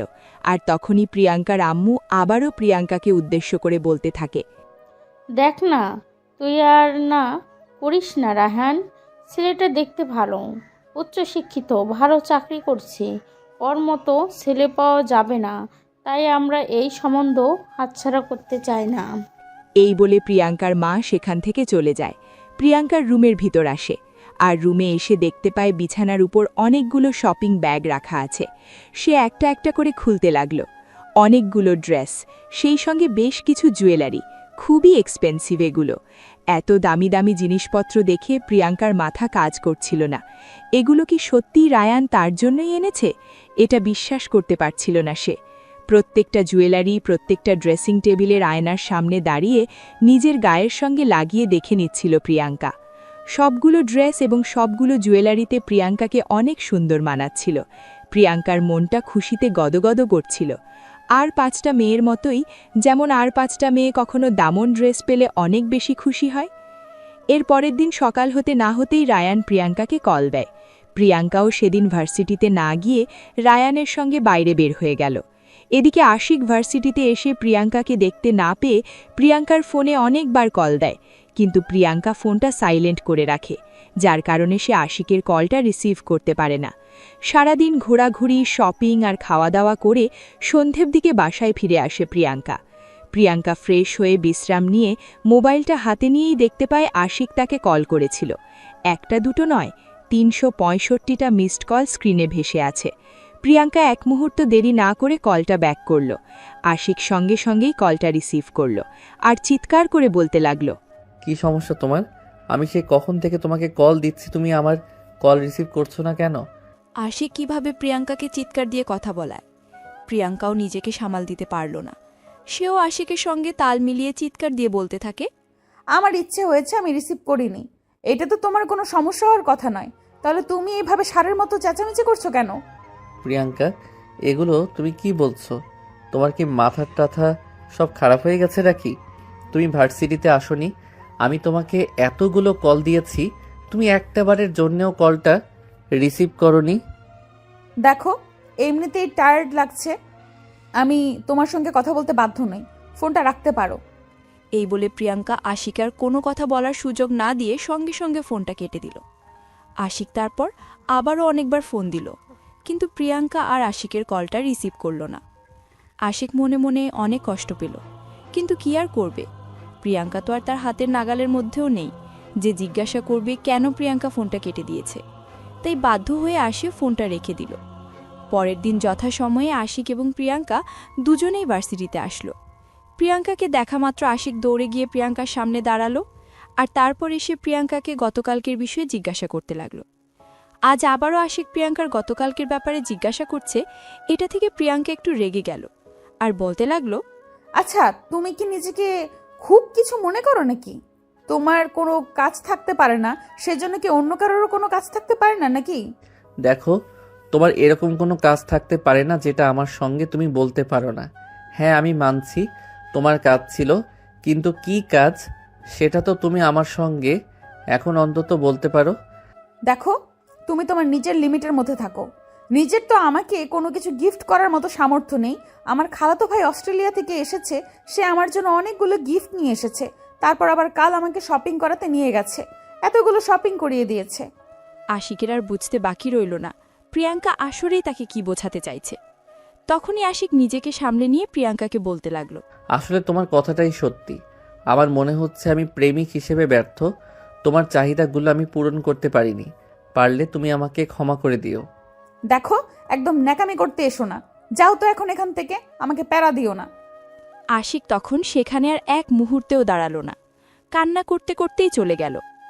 আশিক ক্লাসরুমে বসে আছে, তার বন্ধুরা সবাই তাকে ঘিরে ধরেছে কি হয়েছে সেটা বলার জন্য, কিন্তু আশিক সেদিন আর কাউকে কোনো কিছুই বলল না, চুপচাপ বসে রইল। এদিকে আশিক ক্লাসে মনোযোগ দিতে পারছিল না, বারবার প্রিয়াঙ্কার বলা ব্যবহার তার মনে পড়ছিল। বাসা ক্লাস না করেই বাসায় চলে আসে। বাসায় আসার পর যদিও তার মা বাবাকে অনেকবার জিজ্ঞাসা করেছে কি হয়েছে, কিন্তু আশিক কোনো উত্তর দিল না। তার পরদিন থেকে আশিক আর ভার্সিটিতেই আসেনি। এদিকে প্রিয়াঙ্কাও আশিক না আসাতে মনে মনে অনেকটাই খুশি হয়। অপরদিকে তার খালাতো ভাইয়ের সঙ্গে যেহেতু তার বিয়ে হওয়ার কথা চলছিল, তাই প্রেমালাপটা খুব ভালোভাবেই চলতে থাকে। পারিবারিক সিদ্ধান্ত মোতাবেক তাদের বিয়ের ডেটও ফিক্সড করা হয়। বিয়ের কেনাকাটা থেকে শুরু করে সমস্ত কিছুই শেষ হয়ে যায়। আগামীকালকেই তাদের বিয়ে। আজ তাদের বাড়িটা অনেক সুন্দর করে ফুলে ফুলে সাজানো হয়েছে। প্রিয়াঙ্কার দেখতে যেন চোখ জড়িয়ে যাচ্ছে। এমন একটা দিনের জন্য তো সবাই অপেক্ষা করে। প্রিয়াঙ্কাও তার ব্যতিক্রমী নয়। চারদিকে তাকাতেই তার মনটা ভালো হয়ে যাচ্ছিল। তার এক অন্যরকম ভালো লাগা কাজ করছিল। অপরদিকে আশিকের মনে জ্বলছিল বিরহের আগুন। সেই সব কিছু আর সহ্য করতে পারছিল না, কিন্তু কি করবে সেটাও খুঁজে পাচ্ছি না। কারণ ভালোবাসার মানুষ যখন ছেড়ে চলে যায়, তখন আর যাই হোক তাকে কোনোভাবেই ফিরিয়ে রাখা যায় না। অপরদিকে আশিক প্রিয়াঙ্কাকে ফিরিয়ে রাখার জন্য কোনো চেষ্টাও করছিল না, কারণ যখন প্রিয়াঙ্কা তাকে এতগুলো কথা শুনিয়ে দিয়ে চলে গেল, তারপর আর আশিক একবারের জন্য প্রিয়াঙ্কার সঙ্গে কথা বলার প্রয়োজনও বোধ করেনি। অতঃপর এদিকে প্রিয়াঙ্কার বিয়েটা ধুমধামের সঙ্গে শুরু হয়ে গেল। কিন্তু সমস্যা এসে তৈরি হলো যখন কিনা তাদের বিয়ের মেয়ের কাজ মানে কাবিনার রেজিস্ট্রি করা হচ্ছিল। ছেলে সবার সামনে উঠে দাঁড়িয়ে বলতে থাকে, আমার শ্বশুরের যত সম্পত্তি আছে সব আমার নামে লিখে দিতে হবে, তাহলেই এই বিয়ে হবে, নয়তো আমি এই বিয়ে করব না। আরে কি বলছো তুমি? তোমার কি মাথা খারাপ হয়ে গেছে নাকি? সেই ছোটবেলা থেকে আমাদের বিয়ে ঠিক হয়ে আছে। তাছাড়া তুমি তো আমায় ভালোবাসতে, তাহলে এইসব কথা এখন কোথা থেকে আসছে আমি তো সেটাই বুঝতে পারছি না। একদম নাটক করবে না। নাটক আমার একদম পছন্দ নয়। কি বুঝতে পারছো না তুমি? নাকি বুঝতে চাইছো না সেটাই বলো। আমাদের বিয়েতে এমনিতেই আমার বাবা কম টাকা পয়সা খরচ করছে না, তোমাকে যথেষ্ট পরিমাণ উপহার সামগ্রী দিচ্ছে, সেখানে আবার তুমি এরকমটা কেন বলছো? আমি তো ভুল কিছু বলছি না। যেখানে তোমার বাবার সমস্ত সম্পত্তি একমাত্র উত্তরাধিকারী তুমি, আর বিয়ের পর তো তোমার সব কিছু আমারই হবে। তাই আমি চাইছি বিয়ের আগেই তোমার বাবা সমস্ত সম্পত্তি আমার নামে লিখে দিক। এই কথাই বাদশাধীন প্রিয়াঙ্কার বাবা। তিনি কোনোভাবে এই প্রস্তাবে রাজি হন না। তাই তো তিনি উপস্থিত সবাইকে উদ্দেশ্য করে বলতে থাকেন, বরপক্ষে যদি এমনটাই দাবি হয় তাহলে আজ এই বিয়ের অনুষ্ঠানে এখানে হবে না। আমি সম্পত্তির বিনিময়ে আমার মেয়েকে কারো ছেলের বউ বানিয়ে পাঠাতে পারবো না। কিন্তু ওই মুহূর্তেই অন্যরকম কথা বলে বসেন প্রিয়াঙ্কার আম্মু। তিনি নিজের স্বামীকে বলেন সমস্ত সম্পত্তি দিয়ে হলেও নিজের বোনের ছেলের কাছেই মেয়েকে বিয়ে দেবেন তিনি, কারণ ছেলের যথেষ্ট শিক্ষিত, চাকরিজীবী, দেখতে ভালো, তাহলে তার কাছে মেয়ে বিয়ে দিতে সমস্যা কোথায়। অতঃপর তিনি প্রিয়াঙ্কা এবং প্রিয়াঙ্কার বাবাকে অনেক বুঝিয়ে সাজিয়ে এই বিয়েতে রাজি করান এবং প্রিয়াঙ্কার বাবা বিয়ের দিনই নিজের সমস্ত সম্পত্তি রায়ানের নামে উইল করে দেন। বিয়ের কার্যক্রম শেষ হলে প্রিয়াঙ্কাকে নিয়ে রায়ানদের বাড়িতে চলে আসা হয়। প্রিয়াঙ্কা বাসর ঘরে বসে রায়ানের জন্য অপেক্ষা করছিল। রাত 2টার মতো বাজে। প্রিয়াঙ্কার চোখ লেগে এসেছে বসে থাকতে থাকতে। সে ভাবতেই পারছিল না রায়ান কোথায় চলে গেছে। হঠাৎই দরজা খোলার আওয়াজে প্রিয়াঙ্কা ছিটকে উঠে দাঁড়ালো, আর তখনই দেখতে পেল রায়ান মতকে মাতাল হয়ে রুমে প্রবেশ করছে। প্রিয়াঙ্কা বিছানা থেকে নেমে সামনের দিকে এগিয়ে গেল, রায়ানকে সামলে নিয়ে সোফায় বসালো, আর তারপরেই বলতে লাগলো, আরে এসব কি করছো তুমি? মাথা খারাপ হয়ে গেছে নাকি তোমার? আজ আমাদের বাসর রাত, আর আজকেই তুমি নেশা করে বাড়িতে ফিরে এসেছো? হ্যাঁ করেছি, তাতে তোর সমস্যা কি? আমি আমার বাপের টাকায় নেশা করেছি, তোর বাপের টাকায় তো নেশা করিনি। এসব তুমি কি বলছো? তুমি কি পাগল হয়ে গেছো নাকি? আমার বাবার সমস্ত সম্পত্তি তো তোমার নামে উইল করে দিয়েছেন। সেসব কথা বাদ দাও, আজ আমাদের বাসর রাত। আজ তুমি এরকমটা কেন করলে? তুই নিজেকে বাংলাদেশের প্রধানমন্ত্রী ভেবেছিস নাকি, যে তোর জন্য আমি আমার অভ্যাস পরিবর্তন করব? এটা আমার প্রতিদিনের রুটিন। আমি নেশা না করলে ঘুমাতে পারি না। বলতে বলতে প্রিয়াঙ্কার গায়ে ধরে পড়ল রায়ান। প্রিয়াঙ্কা বুঝতে পারছে না এই মুহূর্তে সে কি করবে আর কি করা উচিত। তারপরও সে নিজেকে সামলে নিয়ে রায়ানের গা থেকে কাপড় চোপড়গুলো খুলে রেখে একটা কম্বল তার গায়ের ওপর দিয়ে দিল। রায়ান ততক্ষণে ঘুমের অতল সাগরে হারিয়ে গেছে। প্রিয়াঙ্কা অনেকক্ষণ বসে বসে কান্না করে আর তারপর বিছানায় শুয়ে ঘুমিয়ে পড়ে। পরের দিন সকালবেলা ঘুম থেকে উঠেই রায়ান যখন নিজেকে সোফায় আর প্রিয়াঙ্কাকে বিছানার ওপর আবিষ্কার করে, তখন সে চিৎকার দিয়ে বলতে লাগলো, এই ছোট লোক ফকিন্নির বাচ্চা, জীবনে এত দামি বিছানা দেখিসনি নাকি, যে তুই আমাকে সোফায় শুয়ে দিয়ে নিজে বিছানায় শুয়ে পড়েছিস? আরে তুমি এভাবে কেন কথা বলছো? আমি তো তোমার বিয়ে করা বউ। তাছাড়া কাল রাতে তুমি নেশা করে এসে ওখানে ঘুমিয়ে পড়েছিলে। তোমাকে বিছানায় এনে শোয়ানোর মতো শক্তি আমার গায়ে ছিল না। আমিও খুব টায়ার্ড ছিলাম। তাই বলে তুই আমার বিছানায় ঘুমাবি নাকি? ফ্লোরে জায়গা ছিল না, তুই ফ্লোরে ঘুমালি না কেন? রায়ানের এমন ব্যবহারে প্রিয়াঙ্কাকে উত্তর দেবে এটাই ভেবে পায় না। তখনই কেউ একজন তাদের রুমের দরজায় নক করে। প্রিয়াঙ্কা উঠে গিয়ে দরজাটা খুলে দিল। দেখতে পেল তার খালা মানে তার শাশুড়ি দরজার সামনে দাঁড়িয়ে আছে। প্রিয়াঙ্কা কান্না করছে। এটা দেখে রায়ানের আম্মু প্রিয়াঙ্কাকে বলতে থাকে, কি ব্যাপার, কি হয়েছে? তুই এভাবে কান্না করছিস কেন? মনে হচ্ছে কেউ মরে গেছে। ছোট আম্মু, তোমরা সবাই আমার সঙ্গে এরকম কেন করছো? আমি তো সেটাই বুঝতে পারছি না। তোমার ছেলে রাতে মদ খেয়ে মাতাল হয়ে এসেছে, আর সকালবেলা ঘুম থেকে উঠে কি সব আবোল তাবোল কথা বলছে। আমার ছেলে এমনই, পারলে মানিয়ে নে, নয়তো চলে যেতে পারিস। এসব কি বলছো তোমরা? আমার বাবা নিজের সমস্ত সম্পত্তি তোমার ছেলের নামে লিখে দিয়ে আমাকে তোমার ছেলের সঙ্গে বিয়ে দিয়েছে, আর এখন এসব কথা বলছো তোমরা? হ্যাঁ একদমই তাই, যা শুনেছিস একদম সত্যি শুনেছিস। যদি ভালো লাগে এখানে থাকতে পারিস, না হলে চলে যেতে পারিস। এই বলে আবারও ঢলতে ঠেলতে বিছানার উপর গিয়ে শুয়ে পড়ে রায়ান, আর ঘুমের অতল সাগরে হারিয়ে যায়। এদিকে তখনই আবারও রায়ানের আম্মু প্রিয়াঙ্কাকে বলতে থাকে, এই যা, কাপড় চোপড় চেঞ্জ করে কিচেনে গিয়ে আমাদের জন্য নাস্তা বানা। কাজের মেয়েটা অসুস্থ হয়ে পড়েছে, কয়দিন অনেক বেশি কাজের চাপ গেছে তাই। এই বলে প্রিয়াঙ্কার শাশুড়ি মশাই এখান থেকে চলে গেল। প্রিয়াঙ্কার একদম কান্না করে দিয়েছে। তার খালা তার সঙ্গে এরকম আচরণ করবে এটা তো সে কোনোদিন কল্পনাও করেনি। অন্য কেউ হলে না হয় মেনে নেওয়া যেত, কিন্তু কি করবেন, নতুন বিয়ে করে শ্বশুরবাড়িতে এসেছে, এখন তো আর কারোর মুখের ওপর কথাও বলতে পারে না। তাই সে কারোর সঙ্গে কোনো কথা না বলেই কিচেনে চলে গেল। বাবার বাড়িতে সে কখনোই প্লেট পরিষ্কার করেও ভাত খায়নি, আর আজ সে কিভাবে নাস্তা বানাবে এটাই বুঝতে পারছিল না। অবশেষে অনেক পরিশ্রম করে ডিম ভাজি আর রুটি বানালো, সেগুলোই খাবার টেবিলে নিয়ে রাখল। সকাল 10টা। রায়ান এবং তার আম্মু খাবার টেবিলে আসে। শুধু রুটি আর ডিম দেখে রায়ান এবং তার আম্মু দুজনেই রেগে যান এবং প্রিয়াঙ্কাকে খুব বিশ্রীভাবে গালিগালাজ করেন।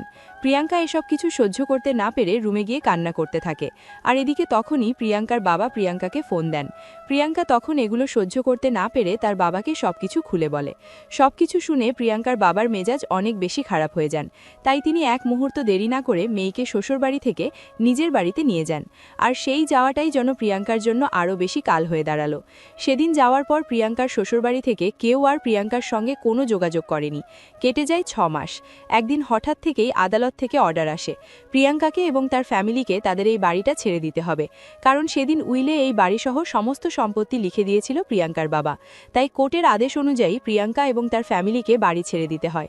প্রিয়াঙ্কার বাবারও তখন বয়স হয়ে গেছিল, কোথাও গিয়ে চাকরি করার মতো উপায় ছিল না। প্রিয়াঙ্কা এবং প্রিয়াঙ্কার মায়ের জমানো কিছু টাকা পয়সা দিয়ে তারা মোটামুটি 1 বছর মতো চলে যায়, কিন্তু তারপর আর কোনোভাবেই তারা চলতে পারছিল না। তাই প্রিয়াঙ্কা সিদ্ধান্ত নিল কোথাও একটা চাকরি বাকরি নেওয়ার ব্যবস্থা করবে। বেশ কয়েকটা কোম্পানিতে চাকরির জন্য ইন্টারভিউ দেয়, কিন্তু কোথাও চাকরিটা হয়ে ওঠে না। অবশেষে সে একদিন নিউজ পেপারে দেখতে পেল চৌধুরী গ্রুপ অফ ইন্ডাস্ট্রিজ নামে একটা কোম্পানিতে কিছু লোক নিয়োগ করা হবে। প্রিয়াঙ্কা ওই কোম্পানির ব্যাপারে খোঁজ নিয়ে সেখানে চলে গেল ইন্টারভিউ দেওয়ার জন্য। বসে আছে। 10 মিনিট পর একজন এসে প্রিয়াঙ্কাকে একটা রুমে নিয়ে গেল। সেখানে বসা ছিল 2 জন লোক। প্রিয়াঙ্কা দরজার সামনে দাঁড়িয়ে সালাম দিয়ে ভিতরে যাওয়ার অনুমতি প্রার্থনা করে। আসসালামু আলাইকুম, may I come in please? Yes, coming. ভিতরে আসেন প্লিজ। প্রিয়াঙ্কা ভিতরে প্রবেশ করতেই যেটা দেখতে পেল সেটার জন্য একদমই সে প্রস্তুত ছিল না। কেবিনের ভিতরে বসা ছিল 2 জন লোক, একজন মধ্যবয়স্ক আর একজন ইয়াং। সেই ইয়াং লোকটিকে প্রিয়াঙ্কা খুব ভালো করেই চেনে। এটা আর কেউ নয়, হ্যাঁ আপনারা ঠিকই শুনেছেন, এটা প্রিয়াঙ্কার এক্স বয়ফ্রেন্ড আশিক। আশিকও প্রিয়াঙ্কাকে দেখে ভীষণ অবাক হয়। সে চেয়ার ছেড়ে উঠে দাঁড়ায়। এই বিষয়টা লক্ষ্য করে আশিকের বাবা, আর তখনই তিনি আশিককে উদ্দেশ্য করে বলতে থাকেন, কি ব্যাপার বাবা, কি হয়েছে? তুই উঠে দাঁড়ালি কেন? আশিক কোনো কথা বলছে না, অপলক দৃষ্টিতে প্রিয়াঙ্কার দিকে তাকিয়ে আছে। প্রিয়াঙ্কা নিজের দৃষ্টি নামিয়ে নিয়েছে, চুপচাপ মাথা নিচু করে দাঁড়িয়ে আছে। কেটে গেল বেশ কিছুক্ষণ সময়, কেউ কোনো কথা বলছে না, একে অপরের দিকে তাকানোর সাহস পর্যন্ত পাচ্ছে না। বেশ কিছুক্ষণ পর আশিক নিজের জায়গা থেকে সরে আসে, প্রিয়াঙ্কার সামনে এসে দাঁড়ায় আর প্রিয়াঙ্কার কাঁধে হাত রেখে বলতে থাকে, কি ব্যাপার তুমি এখানে? প্রিয়াঙ্কা কোনো কথা বলার ভাষা খুঁজে পায় না, সে কান্না করছিল অবিরত। তখনই আবারও আশিক প্রিয়াঙ্কার কাঁধে হাত রেখে তার শরীরে একটা ঝাঁকি দিয়ে বলতে, কি ব্যাপার, কি হলো? তোমাকে আমি কোনো প্রশ্ন করেছি? তুমি আমার প্রশ্নের উত্তর দিচ্ছ না কেন? হ্যাঁ হ্যাঁ, এটাই আমি সেই প্রিয়াঙ্কা। এই প্রিয়াঙ্কা তোমাকে অ্যাভয়েড করে অস্ট্রেলিয়া ফারুক খালাতো ভাইকে বিয়ে করার জন্য চলে গিয়েছিল। হ্যাঁ, সে তো আমি খুব ভালো করে জানি, কিন্তু আজ তুমি আমার অফিসে চাকরি করতে এসেছো কেন সেটাই তো আমি বুঝতে পারছি না। প্রিয়াঙ্কা অনবরত কান্না করে চলেছে। আশিক তখন তার বাবাকে ইন্টারভিউ দিতে রাখতে বলে প্রিয়াঙ্কাকে নিয়ে অফিস থেকে বের হয়ে আসলো।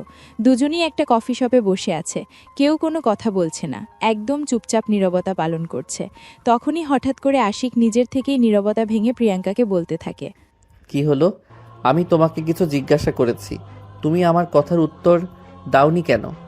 কি বলবো তোমাকে, আমি যেই তোমাকে অবহেলা করে সেদিন আমি ফেলে রেখে চলে গিয়েছিলাম, যার ভালোবাসাকে তোয়াক্কা না করে আমি মরুভূমিতে ছুটতে চাইছিলাম, তাকে এখন আমি কি জবাব দিব বলো আমাকে? তোমাকে এভাবে ভেঙে পড়লে চলবে না, তোমাকে উঠে দাঁড়াতে হবে, তোমাকে শক্ত হাতে সব কিছু সামাল দিতে হবে। কিভাবে কি করব বলো? আমাদের তো কোনো কিছু অবশিষ্ট নেই। মায়ের আর আমার যা গয়না ছিল সেগুলো দিয়ে এতদিন চলেছি, এখন নুন আনতে পান্তা ফুরায়। ওকে ফাইন, কোনো প্রবলেম নেই। এই নাও, এখানে কিছু টাকা আছে, এগুলো দিয়ে প্রয়োজনীয় সব কিছু কিনে নিয়ে বাসায় যাও। আর আজ সন্ধ্যার মধ্যেই বাবাকে নিয়ে আমি তোমাদের বাসায় আসছি। প্রিয়াঙ্কা আশিকের হাত থেকে টাকাগুলো নিল না, উল্টে সে বলতে লাগলো, করুণার জীবন আমার চাই না। যার ভালোবাসাকে উপেক্ষা না করে আমি ছেড়ে চলে গিয়েছিলাম, তার কাছে কেন আমি দয়ার পাত্রী হব? আচ্ছা, তুমি সব সময় এরকম উল্টাপাল্টা চিন্তা কেন করো? আমি তো সেটাই বুঝতে পারি না। তোমাকে আমি সেদিনও ভালোবেসে ছিলাম, আর আজও আমি তোমাকেই ভালোবাসি। তোমার প্রতি ভালোবাসা আমার বিন্দু মাত্রও কমেনি। প্রিয়াঙ্কা অবাক দৃষ্টিতে আশিকের দিকে তাকিয়ে থাকে। সে ভাবতেই পারেনি এত বছর পরও আশিক তাকে ঠিক সেই প্রথম দিনের মতোই ভালোবাসবে, তাকে আপন করে নেবে, তার প্রতি কোনো অভিযোগ থাকবে না। অবশেষে আশিকের কথাই ভাবল এই প্রিয়াঙ্কা। আশিকের হাত থেকে টাকাগুলো নিয়ে নিজের প্রয়োজনীয় সব কিছু কিনে বাসায় চলে গেল। বাসায় আসা মাত্রই তার আম্মু তাকে হাজারটা প্রশ্ন করতে লাগলো। প্রিয়াঙ্কা তার মায়ের কথার কোনো উত্তর দিল না, শুধু বলল সন্ধ্যাবেলা দুজন মেহমান আসবে, তাদের জন্য কিছু আয়োজন করতে হবে। এই বলে প্রিয়াঙ্কা নিজের ঘরে চলে যায় আর ভাবতে থাকে, পুরুষ মানুষের ভালোবাসা সত্যিই সুন্দর এবং ভয়ঙ্কর রকম সুন্দর। যেই নারী পুরুষ মানুষের ভালোবাসা পায় সেই নারী ভাগ্যবতী, আর যেই নারী সঠিক পুরুষের ভালোবাসা পায় না সেই নারীর মতো দুর্ভাগ্যবতী পৃথিবীতে একটাও নেই। এভাবেই দেখতে দেখতে বিকেল হয়ে গেল। প্রিয়াঙ্কার আম্মু প্রিয়াঙ্কার কথা অনুযায়ী মেহমানদের জন্য রান্নার আয়োজন করছিল। ওই মুহূর্তে প্রিয়াঙ্কাও রুম থেকে বের হয়ে মাকে রান্নার কাজে সহযোগিতা করে। মামি এই দুজনের সন্ধ্যার মধ্যেই রান্নার কাজ শেষ করে ফেলে আর তারপরেই অপেক্ষা করতে থাকে। রাত ৮টা বাজে, দরজায় কেউ একজন কড়া নাড়ে। প্রিয়াঙ্কা এগিয়ে গিয়ে দরজা খুলে দেয়। আশিক এবং তার বাবা দুজনেই বাড়ির ভিতরে প্রবেশ করে। প্রিয়াঙ্কা আশিকের বাবাকে সালাম প্রদর্শন করে। প্রিয়াঙ্কার বাবা নিজের ঘরে বিছানায় শুয়েছিলেন। আশিকের বাবা বাড়ির ভিতরে প্রবেশ করেই সোজা প্রিয়াঙ্কার বাবার রুমে চলে গেলেন। প্রিয়াঙ্কার বাবা ওনাকে দেখে উঠে বসার চেষ্টা করলেন, কিন্তু আশিকের বাবা ওনাকে শুইয়ে গেলেন আর বলতে লাগলেন, দেখুন, আপনাকে কষ্ট করে উঠে বসতে হবে না। আমি সম্পূর্ণ সুস্থ মানুষ, আমি আপনার সঙ্গে এভাবেই কথা বলতে পারবো। হ্যাঁ সাহেব, বলুন আপনি কি জন্য এসেছেন? মেয়ের কাছে শুনেছিলাম আপনি আসবেন। অতঃপর আশিকের বাবা সবকিছু প্রিয়াঙ্কার বাবাকে খুলে বলেন এবং প্রিয়াঙ্কাকে নিজেদের বাড়িতে নিয়ে যাওয়ার প্রস্তাব দেন। প্রথমে প্রিয়াঙ্কার বাবা অমত করেন, কারণ এত বড় বাড়িতে মেয়ে বিয়ে দেওয়ার মতো সামর্থ্য এখন আর ওনার নেই। তবে পরবর্তীতে আশিক এবং তার বাবার সঙ্গে কথা বলার পর প্রিয়াঙ্কার বাবার মনে আর কোনো দ্বিধাবোধ রইল না। তিনি রাজি হয়ে গেলেন এবং প্রিয়াঙ্কাকে আশিকের হাতে তুলে দেওয়ার প্রস্তুতি নিলেন। অতঃপর দুই পরিবারের সম্মতিতে ঘরোয়া আয়োজনে আশিক প্রিয়াঙ্কাকে নিজেদের বাড়িতে নিয়ে যায়। তবে আশিক প্রিয়াঙ্কার কোনো ইচ্ছার কমতি রাখেনি। প্রিয়াঙ্কার পূর্বের বিয়ের তুলনায় আরও 10 গুণ বেশি করা হয়েছে এই বলা চলে।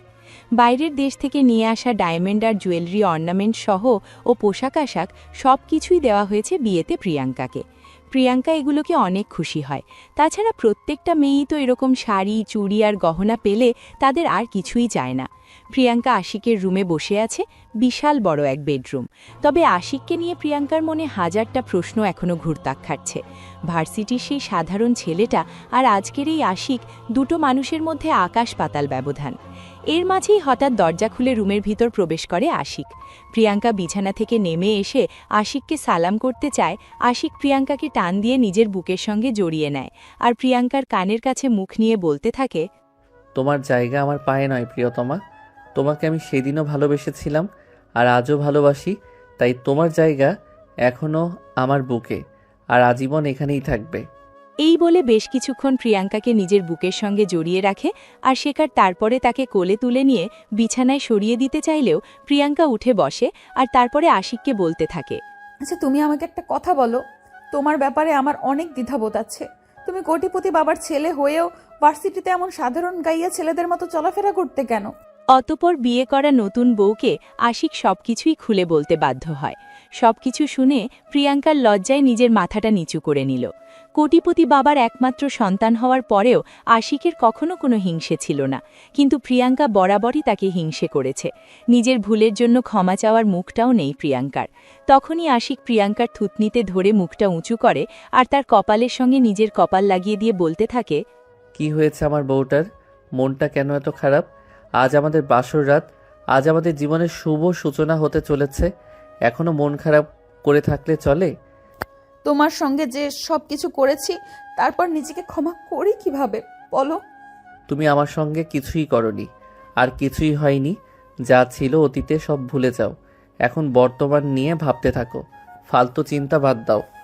এই বলে আশিক প্রিয়াঙ্কাকে ধাক্কা দিয়ে বিছানার ওপর শুইয়ে সঙ্গে সঙ্গেই রুমের লাইট অফ করে দিল। এটা দেখেই প্রিয়াঙ্কা বলতে লাগলো, আরে কি করছো তুমি? অন্ধকারে তোমার ভয় লাগে, লাইট কেন অফ করছো?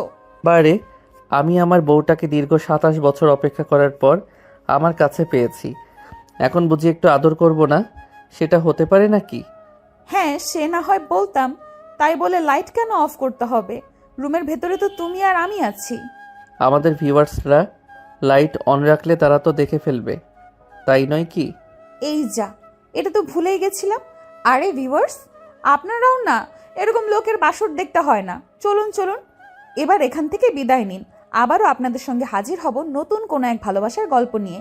সেই পর্যন্ত সবাই ভালো থাকুন, সুস্থ থাকুন এবং নিত্য নতুন ভালোবাসার গল্প পেতে আমাদের ভয়েস অফ প্রিয়াঙ্কা ইউটিউব চ্যানেলটি সাবস্ক্রাইব করুন। এতক্ষণ সাথে থাকার জন্য সবাইকে ধন্যবাদ।